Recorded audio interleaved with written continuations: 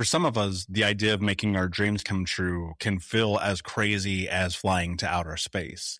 And for other of us, that's the very thing that we do make come true. And in our story and our journey, whatever path it is that we take, there's going to be obstacles, but there's also going to be opportunity. And the way that we view the world and the decisions that we make determine whether or not we actually can create the life that we believe we're destined to create. And that involves persistence, that involves missions, that involves goals. But most importantly, it involves you being willing to look at your dreams and saying, I'm going for that. And that's exactly what my friend and today's guest, Christopher Huie, has done. In fact, his story is so out of this world, pun intended, that I think that you will be shocked to hear what he has to say. Christopher, my friend, thank you so much for being here. Welcome to the show. Thank you, Michael. I'm really excited to have a conversation today. Yeah, man, your story is phenomenal. It's outer worldly. Okay, enough with the puns. For those who don't know, tell us why anyone should listen to our conversation today. What are they going to get? You know, I've had the most incredible journey in my life and in my career, and so much of it was unexpected.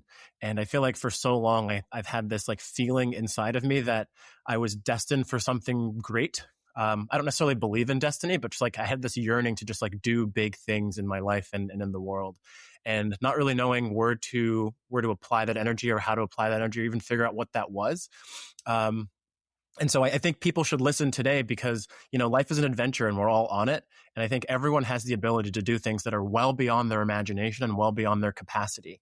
And even better if you can do those things that's in alignment, that feels right to you and feels like you're working in your authenticity.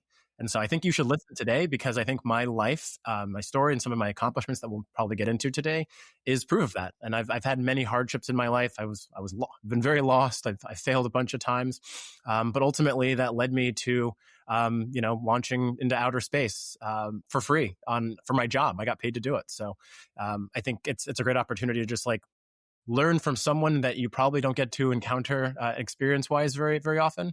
My background is in engineering, I think basically in systemic frameworks. And I think we're going to learn about strategy, audacious goals, and how to turn vision into action. Okay, so let's not jump over the fact that you went to outer space.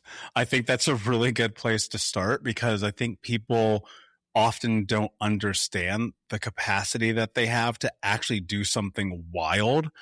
For me, and it's very different, when I was 18, I moved to New York City with $500 in my pocket and no high school diploma and no plan at all.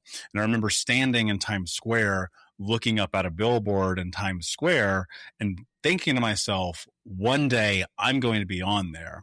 Fast forward a bunch of years later, I've done it a couple of times, right? And so that was such an audacious goal to me as a child because it felt so far out of the reach of norm.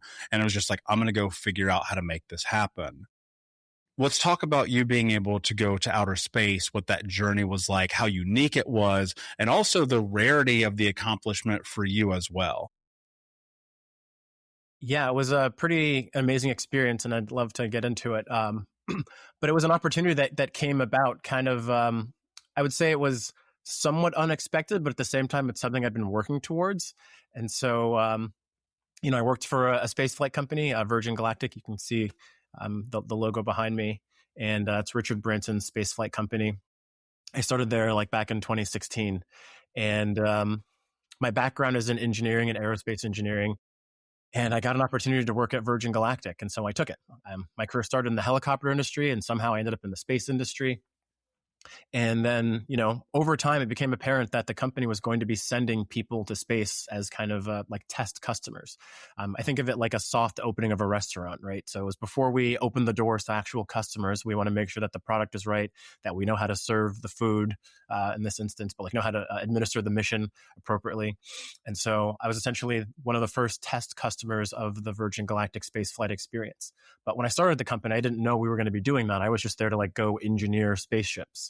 And that was an exciting journey in and of itself. But then I realized that there was going to be this other opportunity. And when you work for a space company that plans to send people to space, your odds are pretty good. Outside of the space world, there's a 1 in a million chance maybe you'll ever get to go to space, assuming you're qualified. And, that's a whole other, track of NASA astronauts. I went on a suborbital space flight with a commercial company. It's a very different experience. But working at a space company, like the odds are pretty good just if I was randomly selected. But I wasn't randomly selected.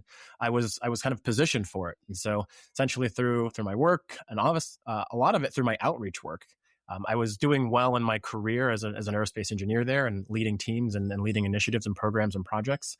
But also a lot of my outreach work, that kind of put me on the radar of our leadership team, even put me on the radar of like the Branson family, and gave me some really unique opportunities to kind of learn in some small mastermind groups with Richard.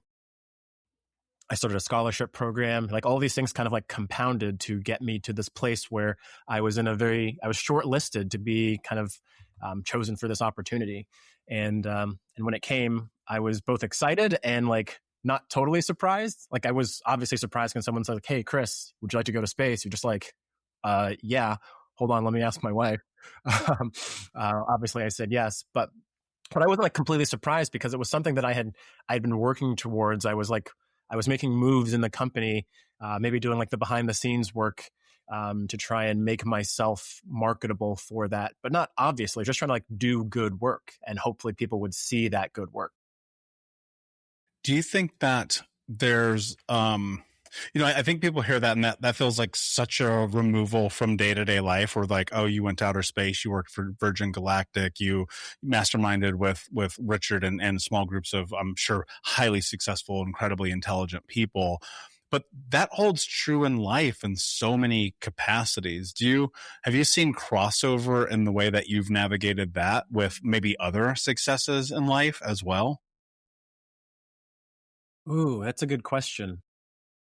I mean, I want to say yes. I mean, I wasn't pretending to be someone else to get to space. I'm always myself. I'm always just doing the thing. I got some advice early on in my career as an engineer from one of the executives at the company I was working for, and he had started at the bottom. He's essentially started at this company as an engineer, and over the course of like 15, 20 years, he rose to become the CEO. And not just the CEO of the CEO of the company that owned that company, of the holding company. And so, never did he think he was going to become the CEO of a company. He just wanted to like do cool things and do cool work. And so like the advice that he gave was, whatever you're working on, like do it the best that it can be done, and certainly do it the best that you can do it, but try and do it the best that it can be done, no matter how small or how big that it is. And so I kind of internalized that. And I think no matter what I do, whether I like it or not, I'm going to try and do it the best that it can be done. And hopefully, and some of this is hope and some of this is intention, hopefully I'm surrounded by good people, and good people notice good work. And if you're doing good work and if you're prepared and you're surrounded by good people with your environment, by choosing your environment, then like opportunities will start to come to you. Some that maybe you were hoping for, you're looking for, and some that were probably beyond your capacity or beyond your imagination, and they get offered up to you and like, hey, would you like to try this new thing that you probably didn't know about that I think you'd be great at? And so like thinking strategically about what those things are you want to do, um, can can help you be prepared for those opportunities when they come, but also just like knowing who you are and like truly what you want. Like not into this, not like, oh, I want a fast car, I want a big house, but like true, like down to like the emotional core of like what makes you happy, where does your ambition come from, what makes you passion driven. You kind of, it steers you towards taking those right opportunities. And so I think in that way in life, that's how I always operate. Work hard, make sure I'm surrounded by good people, and then just see what happens. But also like try and move in a direction for what I want to happen. And that's led me to other opportunities outside of space. But certainly that was kind of my mode of operation as I worked towards my career path that ended up taking me to space. When I think that a lot of people, I'll phrase this for myself personally. I did not really have dreams growing up about like what life could look like. I was just completely in survival mode. And as I became an adult, one of the things that I really struggled with, especially in my early 20s, was like, what do I do? I was working a corporate job, making my way through the ladder, which is almost impossible considering I don't even have a high school diploma. I'm working for one of the biggest insurance companies, a Fortune 10 company in America, making more money than all of my friends. And I was miserable, man, because I'm like, you know me, like I'm covered in tattoos. I'm wearing khakis to work with a polo shirt and sitting at this desk all day, miserable. And, one of the really hard conversations I think that you have to have with yourself is like, what do I really want? Was this idea of working on spaceships and being an engineer, is that something that you always wanted, or did you choose that direction? Like, what I'm getting to is like, how do people know how to find their path? I think that's the number one struggle people are having right now. And I think for me, one day it was just kind of an aha moment, waking up at 3 o'clock in the morning, lightning bolt. Hey, Think Unbroken, this journey, this coaching, this podcasting, this speaking thing came to fruition. But I just kind of floundered. I tried other businesses, I tried other things, and I just kept being like, all right, it's in here somewhere. There's a lot of failures in there too, which we're going to talk about failure here in just a little bit. But growing up, did you have this notion of that's the direction I'm going? Or how did you find that? Because I think people are so lost right now, and we hear a lot, find your passion, do what fulfills you. But I don't know that people really know how to start. Yeah, that's a big question. I love it. I think it's about like experimentation. So no, I didn't know what I wanted to do. I didn't know what my path was going to be. And I think that's everyone. Like, is it the Muhammad Ali quote? Like, everyone has a plan until they get punched in the face. And so like, you could either choose to have a plan and then just like accept that you're going to get punched in the face, or just don't bother having a plan, and then maybe you won't get punched in the face. It's kind of like a catch-22. But anyways, the point I'm trying to make is I think it's about like starting and then iterating and being okay with getting it wrong, and then being still having the motivation and that curiosity to iterate, to try again.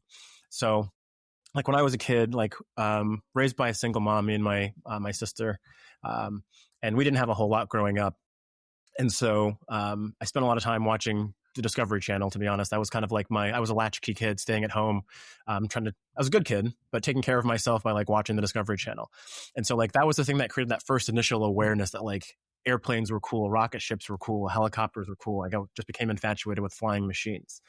So I'd say like following your interests, following things that are interesting to you is certainly how you're going to be able to work in alignment and find that passion.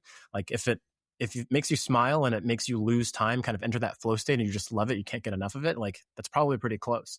And how you entertain yourself, I think, is a really good way to think about what you might be good at. Like whether you love, writing in your journal, or where you love like watching movies, or what types of movies, you start to think about like, where do your passions lie?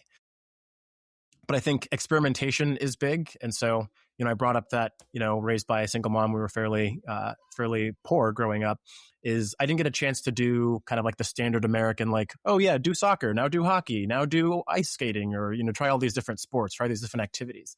And so I think I basically held on to like that unmet curiosity until my adulthood.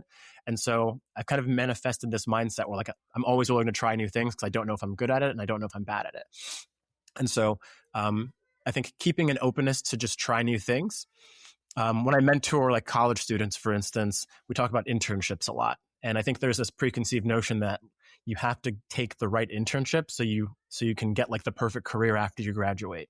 But I like to flip it on its head. Like an internship is like even more valuable if you can just like figure out what you don't want to do. It's like, I think I might like this. I'm going to try interning at that company because it's fairly low risk. You're not being hired forever. It's like 2 to 3 months. And so like, how can you experiment with something in a low risk way to see if you like it or not? Like an internship is much easier than getting a full-time job. And so like, just try it and see if you like it. And then from there, it's just like trying something and saying, and like being honest with yourself, is this good for me? Do I like this or do I hate this? I like it, but I don't love it. So that feels like a good next step. Maybe it's not my forever step, but it's a good next step. And so, yeah, go ahead. No, I think that's a great point. And I think that as an adult, we don't get internships, and I think about that a lot. And over the years, I've actually never shared this on the show.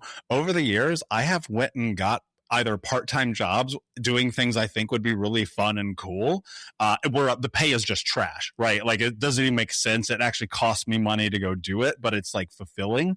Or I've worked for people for free because I wanted to be exposed to that thing over there. And it is interesting that once you like are out of college, the space for experimentation almost doesn't exist. And I don't think people realize, you can go and be exposed to so many different things if you're willing to just put yourself out there. And so I think that's really great advice. I mean, even as an adult, it's like, what is your internship at 48 years old? Yeah. Like, why stop learning? And plus, I mean, there's so much research, just continuing to learn things increases brain plasticity. There is research that shows that people who learn instruments and new languages have a lower chance of Alzheimer's and dementia over the age of 45. Right. And so it's like, that's crazy. You could do that. Right. But anyway, my point is, get out and experiment and learn and figure things out. I'm curious. I want to go into this a little bit more because you mentioned being raised by a single mother and being a latchkey kid. You also said, but I was a good kid. And I heard that and I'm like, oh, that's so cool. I was raised by a single mother. She had her own issues. I was a latchkey kid, but I would not label myself as a good kid. I went this direction where it was like I was always in trouble, always fighting. I was out in the streets hustling, selling drugs. I was in a gang. I was getting, running from the cops, just this completely wild experience. What I see in the research and in the data is that especially boys and boys of color, which we are, who are raised in single mother homes, are 75% more likely to go to prison. That's just reality, right? You know this, I know that this isn't like some thing we don't know about, right? And to some extent, we are the minority. One, I think for me, because I had fast feet, I never got busted, which is like not necessarily like a flex, but it is what it is, right? And on your side, it feels like you had this path in this direction. For people who are listening right now, and maybe they're the single mom or they're the single dad and they know, hey, times are hard. We're barely surviving. I'm working 2 jobs. My kid is spending a lot of time at home. I want them to be successful. I want them to learn to believe in themselves. I want them to kind of be able to walk down this path of creating a great life, better than the life I have right now. What wisdom would you impart on them? Were there things that your mother taught you that really felt solidified? Were there things that now as a father you're teaching your children? What advice would you give to people who are listening who are like, yeah, I know the stats. I don't want that for my little boy or girl? Yeah. I didn't realize any of this at the time growing up, but like looking back at my childhood and kind of figuring out like what made me who I am and how did I get here, I've spent some time thinking about that. And I think to put it succinctly, I think, the environment is like the next parent, whether that's a second parent or a third parent or a fourth or whatever it is. So my mom worked long hours doing side hustles. Her main job, she worked at the hospital. She put both my sister and I through private school. And so like she basically sacrificed her own dreams and all the things that she wanted to do. And all of the funds and, the hustles that she was working on went into my sister and I's education. And it wasn't necessarily, it was a Christian private school. And I think that's important to know. But it's not necessarily because the school had like superior academics. They were pretty good. But honestly, like some of the public schools probably had more academic opportunities than the private schools that I got to go to. But the schools I went to were pretty good. So I'd say I saw that sacrifice and that my mom was willing to do that for my sister and I.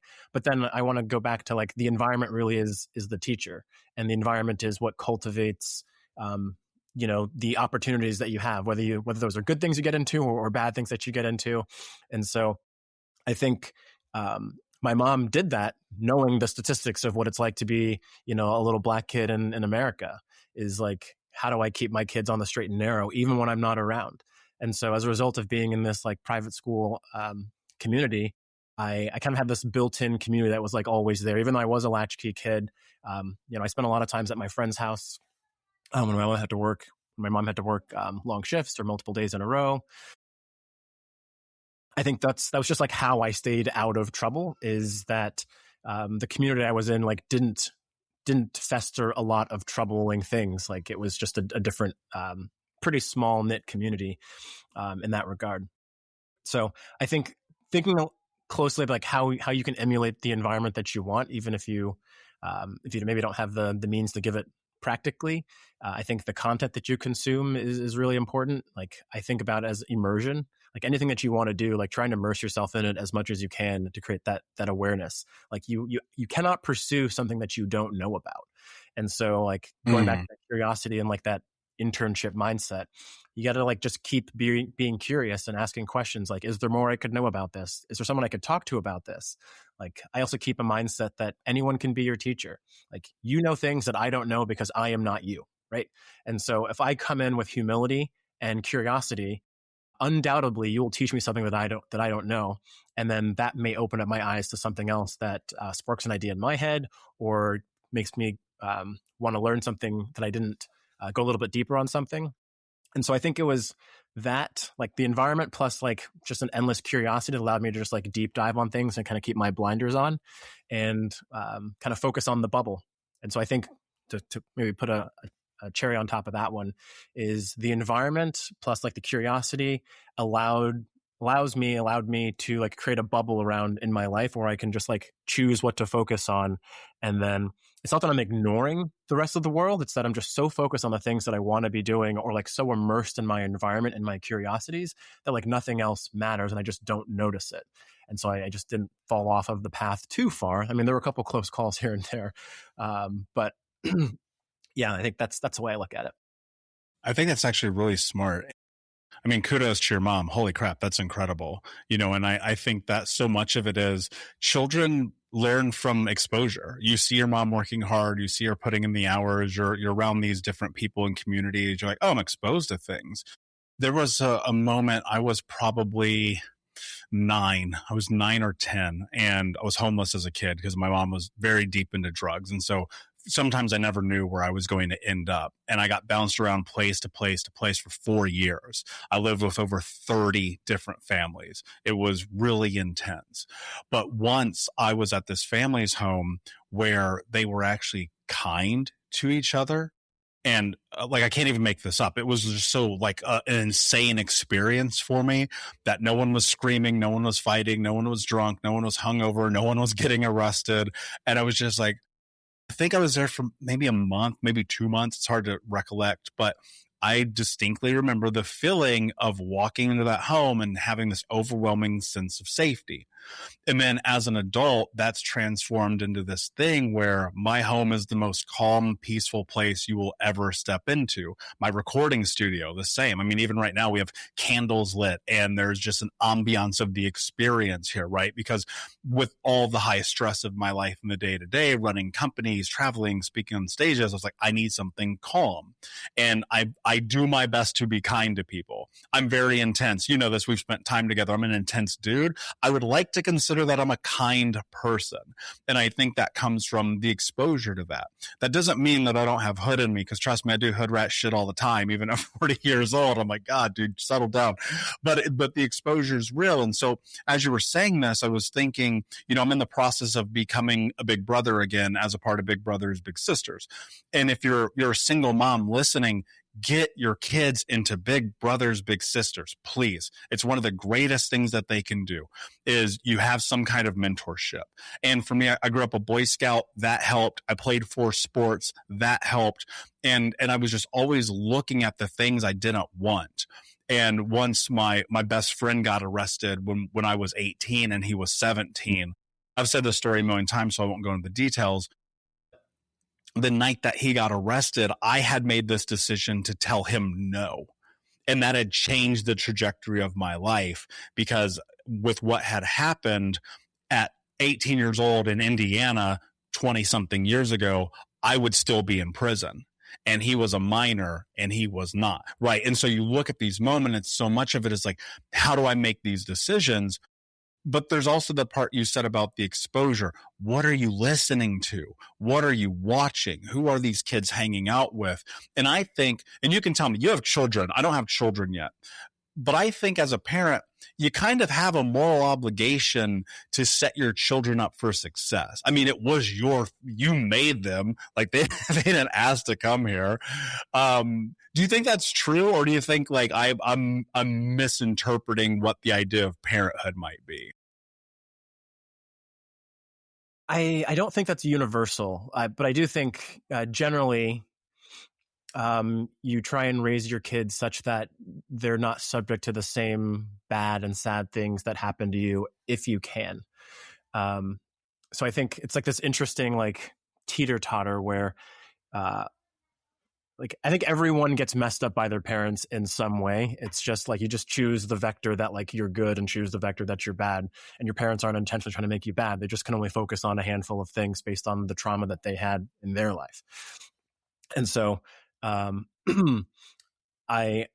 know what I think I know the things that made me successful, and I think I know the things that were hard in my life that I'd like my children to avoid. And so I try and focus on those things, but like inevitably I'll do something wrong. But like I certainly want good for them and I want great for them. And I'm willing to do whatever it takes to get that. I think there's probably a lot of people in the world and especially in this country who just like don't have the freedom or the latitude to think about how to be successful because they're just worried so much day to day how to not fail and just like how to survive and keep their head above water. And so I think that's the resistance in people's lives, whether that's like economic or socioeconomic or like bias or, there's all these things that people are thinking about. And I think it's nice to be able to have that bigger goal or dream or hope for your children. And I don't think that's innate. I think that's your circumstances can really beat you down and not give you enough imagination, enough like headspace, like margin in your head to think about the future in a big way. And if you can't think about the future in a big way because you're just so focused on making it day to day in the present, I think that probably makes it harder to set yourself up for success, much less your children. That feels very astute to me. And I think you're right, because when I go back and I look at these spaces of time where things just were not working, whether it was as a kid or in my adult life, it was always the chaos was so ineptly everywhere. Like I couldn't escape. Like there was no space for this escape velocity to the space of creating the margin to sit in that vector where you're like, oh yeah, I can have a dream. I can have a vision. And so I resonate with that a lot. I mean, especially, dude, it's hard. Guys, I saw today somewhere here in Texas, there was a place where gas was $8.50 a gallon. And I'm like, yo, people are barely surviving, and now we have to deal with that. But I will have to throw a wrench in this also because when you have escape velocity, it requires a lot of force, right? And I think that in order for you to create change in your life, dude, sometimes you got to force it. Like you literally have to just stand in front of it and be like, I'm going to figure this out no matter what. Even though all this chaos is happening around me, I will put together some kind of frame to navigate this. Because it's like, if you don't, this is how I kind of live my life. And this is a me specific thing as a guy who doesn't have a family and kids who, I have my own struggles. I'm running businesses. I have a lot of people who work for me. So in some sense, they're like my children, quote unquote. I have to make sure they're paid so they can be fed and clothed. Like that's a reality. And there are moments where I'm like, dude, if you don't get your ass out of bed right now and go do this thing, and you have all of this pressure on you, it's going to collapse. But I put in systems to be able to navigate it. Can I find 7 minutes to meditate? If you can't find 7 minutes in 24 hours, I think you have bigger problems, And it's not, you don't have to do the ice bath and the journaling and the meditation and the sunning your butthole. Like you don't have to do all those things. Like you have to do the things that move you forward in a daily basis. But I feel like you also have to embrace failure. One of the things that you've mentioned a couple of times is failure. And I think people are so afraid of it. And I would argue now they're more afraid of it than they've ever been, because for whatever reason, we have eliminated the space for people to try. Like I see this all the time where people get clowned online for trying. I'm like, when did it become so bad to try? To put yourself out there, to make the attempt. I promise you did not go to space the first time somebody was like, oh, let's go to space. No, you'd be dead for sure, 100%. And I think about the first guy who was ever like, I'm going to try to fly. And he took a bunch of tree branches and he tied them to his arm with vines. And his friends in the cave were like, bro, this is a bad idea. And he jumped off and he 100% died, right? But the next guy was like, maybe there's a better way to do this. So we're going to keep trying. And I think there's something to the embracing of the failure that is the catalyst for success. And so I want to know your thoughts on that. How do we move people towards allowing failure and the trying to be a part of their life so they can put themselves in the trajectory of making their dreams come true? I think first it comes down to like, how do you define failure? Like, let's make sure we understand the words we're using, because I think oftentimes we use words and we have like these culturally imposed ideas for the definitions behind these words, but we have a choice for like how we internalize those definitions. And so you can, like, if you want to be successful in general, you have to do things that the average person is not doing. And so if you look at how you understand language and culture and these words and the concept of failure, you might have to understand it differently than the average person. So I think that's step one, is like being okay stepping away from groupthink, and then saying, my personal definition of failure is I've only truly failed if I didn't learn anything as a result. If something bad happened to me, I'm just like I got into a car accident like 10 years ago. It was not my fault, but there's nothing I could have done to stop it. Like, is that a failure? I don't know. I wasn't speeding. I wasn't doing anything wrong. Someone just popped up out of nowhere and I smashed into them. That is like a failure of, because there was an accident that happened, but completely out of my control. And even though I learned something from it, there's nothing I could have done differently to prevent that from happening. So that's just an honest to God failure. But like other things, like I've failed assignments. I've broken hardware at my job. I've pissed off presidents and CEOs at my job. Those things are failures, and that taught me how to navigate the environment better, because these are the people that, in some sense, like have the keys to like my future. And so understanding how people work in a corporate environment, like those weren't failures. Those are opportunities for me to learn and figure out how to navigate. So yeah, I think how you define failure is really important. And then but then also like iterating and taking the time to reflect. So like when something bad has happened to you, I think it's natural to just like want to forget it and move on as quickly as possible. But if you just pause for maybe just those 7 minutes to meditate, and you think like, why did that happen and what could I do better? Like I'll give you an example, and it took me a long time to learn this. Like engineering school was hard. I was not the smartest person in my class. I was probably just one of the most persistent people that just worked hard and surrounded myself with good friends. And like, that's literally how I got through engineering school, with a good support system and just the persistence to keep picking myself up. But one thing that I just didn't learn until like late in my college career was like, if you do an assignment and you get a bunch of things wrong, like the early version of Chris would be like, I got a bunch of stuff wrong. Okay. And I just move on. But as I started to like surround myself with people who were better at studying, I learned that no, you actually have to go back and look at your homework and see all the things you did wrong, and then go correct them, and then go to the professor to see like why you got these things wrong. Was it a fundamental understanding? Or did you just like make a little error that you missed? And so having that step after failure to think about how you can get better at it, understanding why it happened. If you don't understand why it happened, then you're never going to be able to fix it. And if you can't fix it, then you're just going to continue to fail again. And so another, I have a lot of I think in platitudes and like, and mental models and stuff, but I try and tell people like, make new mistakes, right? If you're making mistakes that people have already made, then that was an opportunity for you to have learned something. You could have succeeded there if you'd learned from somebody else's mistakes. And so try and tailor your mistakes to be different than anybody else's. So at least you're pushing the envelope on knowledge and capability, and maybe learning something that you can add to the body of knowledge of other people's failures. But I think it really comes down to like how you define it, and then how you respond directly in that moment to failure. It can knock you down, or you can use it as knowledge for the future. Yeah, I love all of that. And I also think as long as you're alive, you still have opportunity to course correct. I mean, you're always 1 degree and 1 decision away from things being wildly different in your life. I mean, if I look back on my path, I mean, I was destined for prison at 18 years old. There's no question about it. I got family in prison for life today. My uncle, my cousin. I'm one of the few people in my whole family who hasn't ever even been to jail.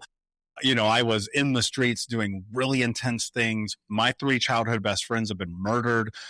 all of these environments and situations I had been in over the years. And it was just these little decisions to like look at the mistakes that I was making and to quantify the long tail effect of them in the macro and be like, I don't think this is right for me. And a part of that's really difficult because you have to sit in these moments of looking at your life and saying, nope, this isn't actually what I want. And the reflection, I think, is the only time that you get there.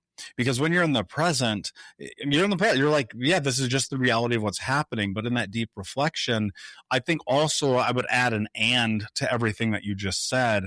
And I believe that you have to approach this from this space of giving yourself grace because you're not perfect. Most of the time you're a nightmare. Really, if you think about it, like, why would anyone even think the way that you think about yourself, right? We're often so mean to ourselves and so contradictory to the things that we tell other people, where it's like, wait a second, there's a space for grace here. There's a space for kindness. There's a space for forgiveness. But if you're also like me, my nickname should be Michael. I like to learn the hard way, right? Because I'm the same kid who put a fork in the electrical socket because I just had to know. You know what I mean? And I wrote down a note as you were talking, and I wrote down, make new mistakes. I think that is so profound because it's going to require you to probably, and you can tell me, I want to dive into this a little bit more because I want to understand how to do this from a practical standpoint, and if there's a frame or a model we can use. But when I hear this, the thing that comes to mind for me is I sit and I go, is there a mentor I can learn from? Is there a coach? Is there a book? Is there a podcast? Is there a phone call? Is there an internship? Is there something that I can do? But then also, dude, I'm telling you, like, this probably is just a character trait of mine where I'm like, yeah, I heard you, but I'm still going to try it anyway. And until it like solidifies in that experience, like it never feels different. And so I'm curious in the space of make the new mistake, is there a model for that? Is there a path to doing this in a way that is productive, that doesn't lead down the space of beating yourself up? Like, what does that actually look like in a day-to-day? Yeah, so it goes back to what we were saying before about the environment. So you get to a certain extent, choose your environment, choose the people you get to surround yourself in.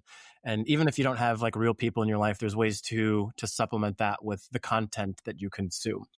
And so something I call like the awareness sponsorship ladder. So you think about like the higher you are on this ladder, kind of the faster you maybe go along your path, and the more guidance you'll have essentially.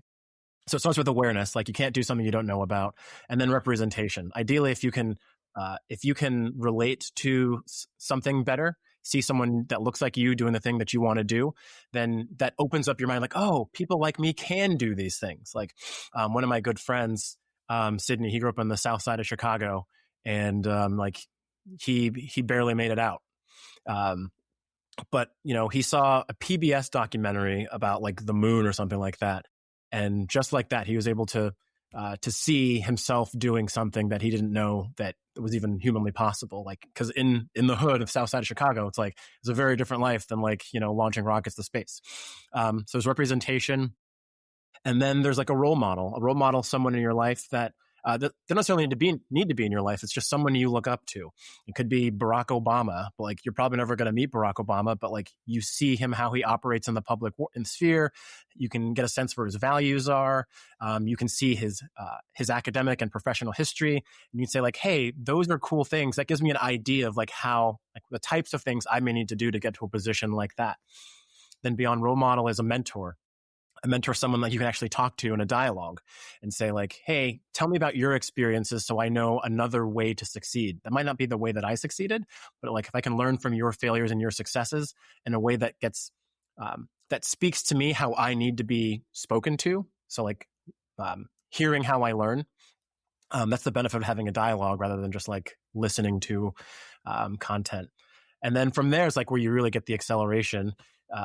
From a mentor, you have a coach. There's like someone who's looking at your performance and telling you what to do specifically, saying like, hey, what you did last week in that meeting or in that game wasn't quite right. Change your performance this way and you'll be better.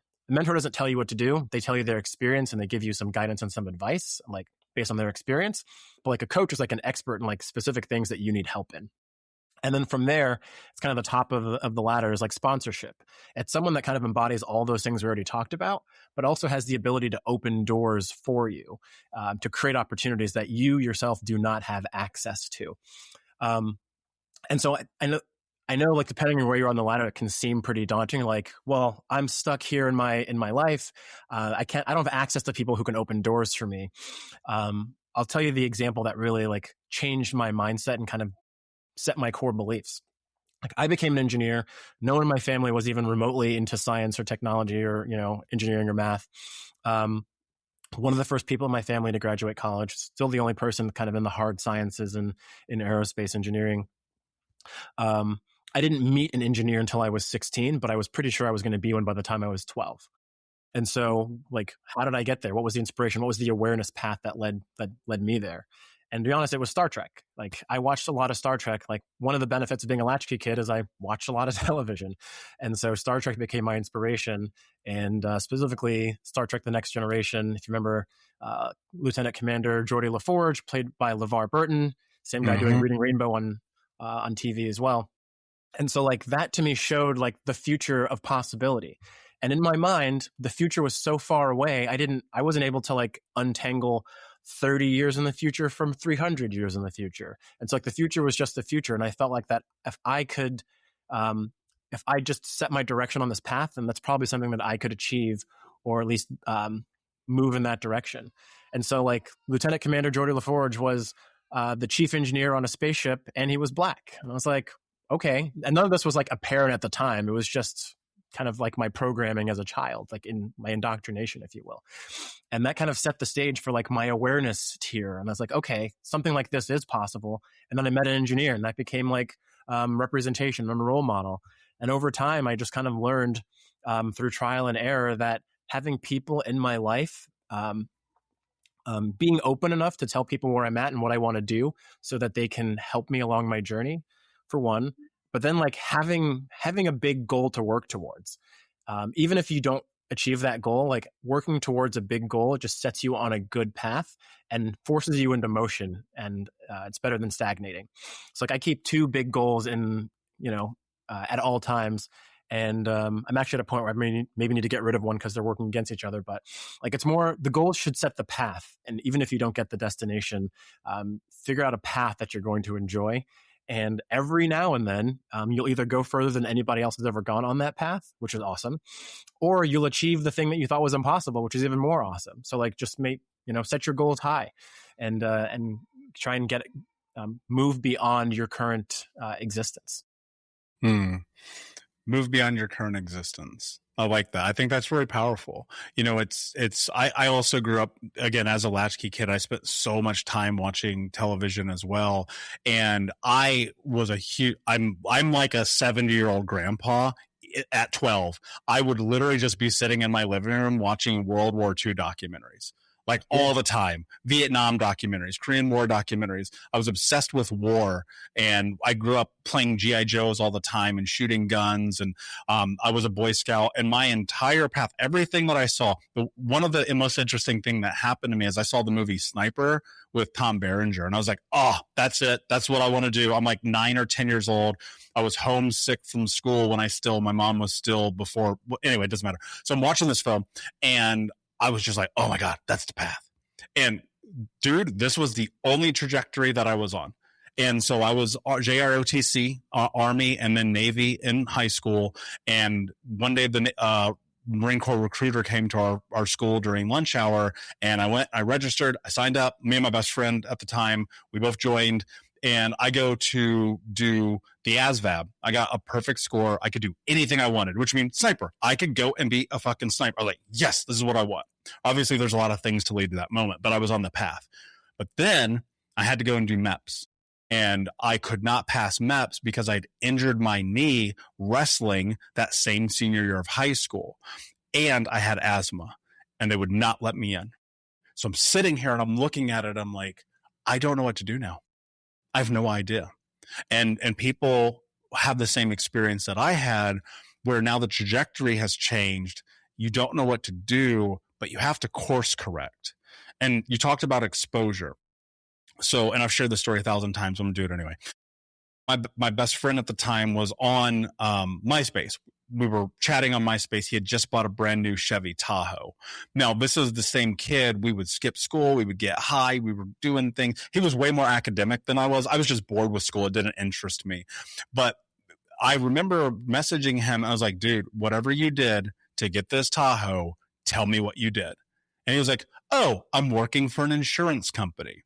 And Chuie, dude, my brain exploded. I kid you not, because I didn't know that was possible. You talk about exposure. So I'm sitting here, I'm on a trajectory that I'm like, I don't know what I'm doing. I'm floundering. I'm working at a restaurant. Like, life is just not good at all. I'm barely paying my rent. I was so broke. The brakes on my car went out, and I was using my emergency brake to drive around the city because I did not have enough money to get my brakes fixed, which is complete insanity, by the way. And so I'm chatting with him. He says, this is what I'm doing. And I go, oh my God, that's the path.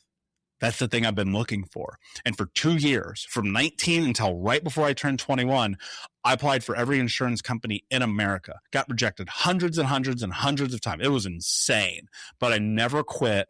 And the July before I turned 21, I landed that job with that Fortune 10 insurance company, and I made $100,000 a year. I turned 21. And the reason I'm bringing this story up is because what you just said is so true. It's like, if you want to change your life, you have to find a way to be exposed to something different. And we live in this time where they don't leave their house. They watch YouTube all day. They're like, you should stop listening to my podcast right now and go do the thing that you've been thinking about doing. Go and put yourself into the world. I was listening to this interview with Matthew McConaughey. I'd reread his book, Green Lights, which is a phenomenal book. I think everyone should read it because it's just super cool. And there's this part of the book he's talking about, he's sitting with his mom, and his mom's like, you're not allowed to be in the house if the lights are on. Why are you watching, or if the sun is out, why are you watching television and other people doing the thing that you could be doing? And so that seed got planted for you. Oh man, I can be in space. And here's LeVar Burton. He's a black man who is in space and also reading Rainbow, which was super cool, right? And so there's this exposure to this reality of something different. And then for me, what happened was entrepreneurship, because I was exposed to Shark Tank, which is like the very first thing that for me, I'm working in this corporate job and I'm like, I hate this. I hate every moment of this. I should go do my own thing. And at 24, that's where I started my path. And that was 16, almost 17 years ago, because I was like putting myself in the environment to go and learn. But there's something here that I think a lot of people suffer with because they're not yet at where they believe that they need to be.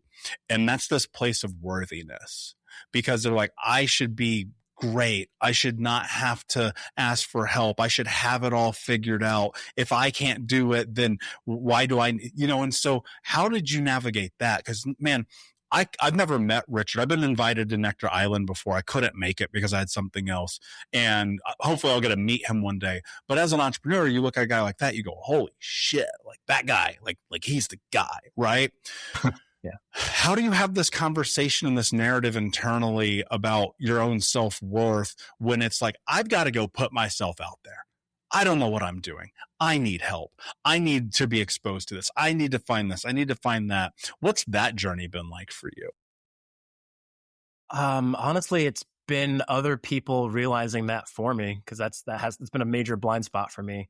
I've had this maybe internal struggle where like I feel like I need to be able to do something, and if I can't do it, then there's something wrong with me. And the benefit of that is I over prepare for things because I think I'm always the problem, and it doesn't usually occur to me that like the environment or other people are the problem, and so that I could maybe just like change my environment or like seek other opportunities to do something better.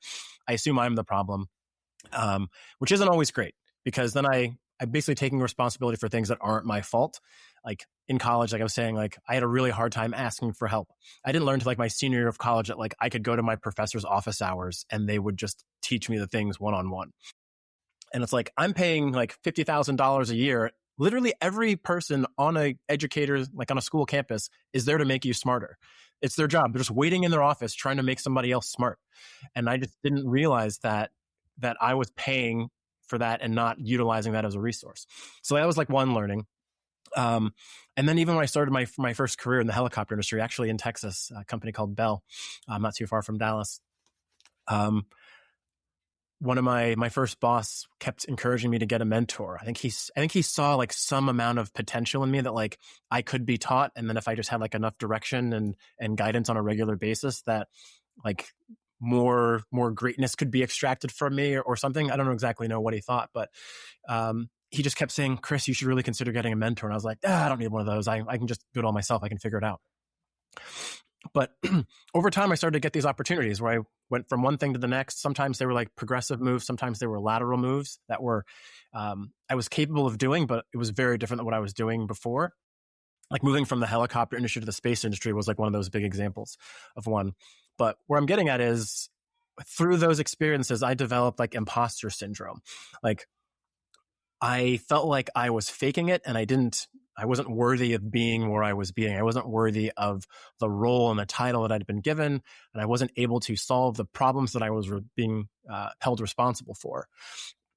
And more often than not, it took those mentors that I ended up collecting over the years that would say like, hey, Chris, you can do this. Like, you're just thinking about this like a little bit wrong, but you're pretty much there. Stop beating up on yourself.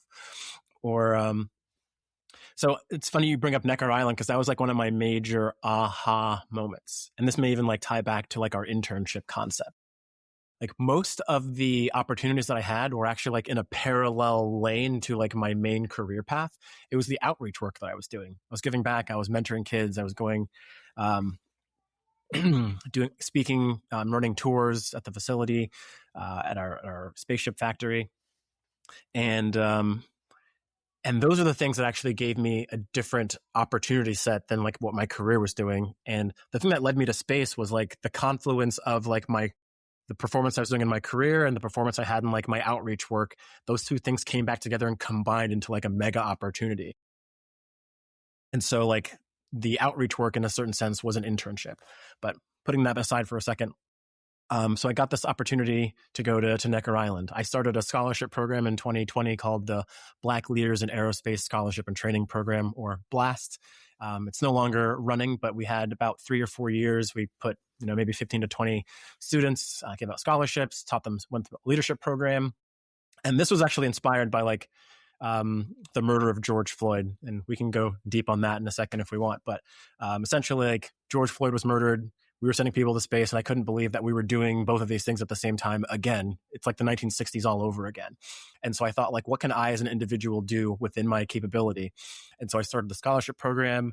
The company supported that. And then that got the attention of like Richard Branson and like the Virgin Group as a whole. I ended up winning a competition within the Virgin Group that essentially made me like employee of the year across all Virgin companies, like 40,000 employees. And then that got me to Necker Island, which was like that leadership mastermind.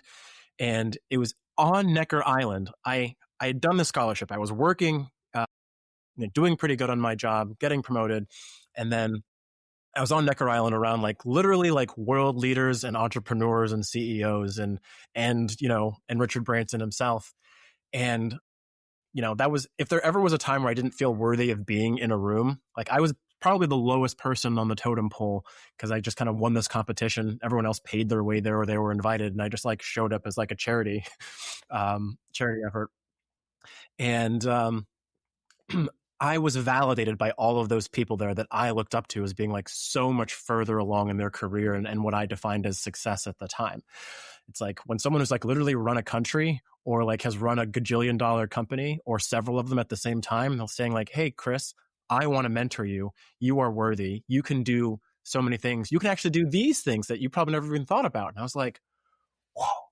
And so like that was all very, very validating for me. And so I'll bring it back to something I learned early in my career called like the rule of 3, or like a 33% rule, where I think to do this actionably, you should surround yourself with like 3 different types of people. There's people who are above you, kind of what you aspire to. That should be a third of your network or your environment. A third should be people like roughly at your level that you can relate to, have those late conversations saying like, I suck at this. Me too. Let's figure something out together, or let's like hold each other accountable. And then those people that are like below you on the path that you can go mentor and share that knowledge.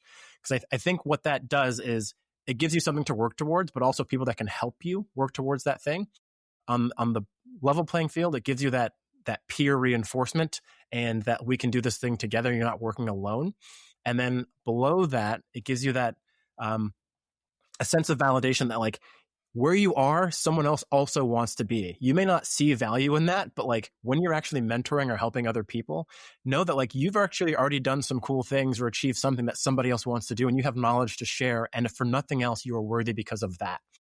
Mm-hmm. So I think if you just like keep iterating on that like 3-3-3 rule, it kind of helps you up the entire the value chain. I love that. And I think also it's human. It's just human to go out here, and we all dude, like as you were talking, my brain was like an astronaut with what it was an astronaut with self-sabotaging and self-defeating thoughts still gets to go to outer space. And so it's like, that's a part of the journey. Dude, I tell people all the time, I mean, I've written best-selling books. I've been on billboards in Times Square. I've spoken in front of tens and tens of thousands of people at one time. And it's like, yeah, I still battle it. I still have self-sabotage. I still have negative self-talk. And then I go put myself in connection with people to remind me, hey, man, you're do that, whatever the thing is. And I'm like, yeah, sometimes you have to remind yourself who you are. And sometimes you have to accept the reality that somebody sees you, because, probably the oldest analogy in the world, you can't see the forest for the trees. Let people talk into you. Like, it will change you if you accept it. I'm not saying it's going to be comfortable, because sometimes sitting across from someone and being like, Chuie, you're amazing. Or Michael, you're unbelievable. You're like, ugh, I don't know about this. And you just got to sit in it and be like, okay, I accept it. I accept it. I allow it. I embrace it. And you see what happens. Christopher, my friend, this has been an amazing conversation. My hope is that people have just gotten a ton of value out of it today. Before I ask you my last question, where can people find you and learn more about you? Yeah, on Instagram, AstroChuie, ASTROCHUIE, and then my website, astrochuie.com or ChristopherHuie.com. Both go to the same place, but that's where you can find me. Brilliant. And guys, if you go to thinkunbrokenpodcast.com, you will, of course, find that and more in the show notes. My last question for you, my friend, what does it mean to you to be unbroken? To me, it means like working and living in authenticity. So I think oftentimes like we feel out of alignment because we're trying to do or be the thing that we think other people want us to be. And if you don't want to be that, then you're not working in alignment, and you're going to tear yourself apart. You're going to become broken. And so I think having the knowledge and the patience and the humility of yourself to like work through that one tiny step at a time to say like, am I working in my alignment, or am I doing something that like doesn't feel right? Am I breaking myself? And so there's things that you're great at. There's things that you're good at. Those don't always mean those are things you're supposed to do. Maybe you have to do them sometimes temporarily or intermittently. But I think often thinking about like what you can be doing to be working in more alignment than you are today, so you can be your authentic self. Because when you find the thing that you're good at, that you love doing, and that the world needs, that's when you become truly unstoppable. And working in your authenticity is it's like lightning running through your veins. Brilliantly said, man. And I completely agree. First, thank you so much for being here. Unbroken Nation, my friends, thank you guys for listening. If today's episode brought you value and you need more frameworks and you need a real true path to doing the thing in front of you that you dream of doing, you may want to listen to this again and grab a pen and a piece of paper. You may want to listen to it with a friend, somebody who can help hold you accountable, who also believes in you. And you may want to sit in the reality that you are more than capable, but that requires you taking those first steps. That said, thank you for being here. Thank you for listening. Take care of yourselves. Take care of each other. And until next time, my friends, be unbroken. I'll see you.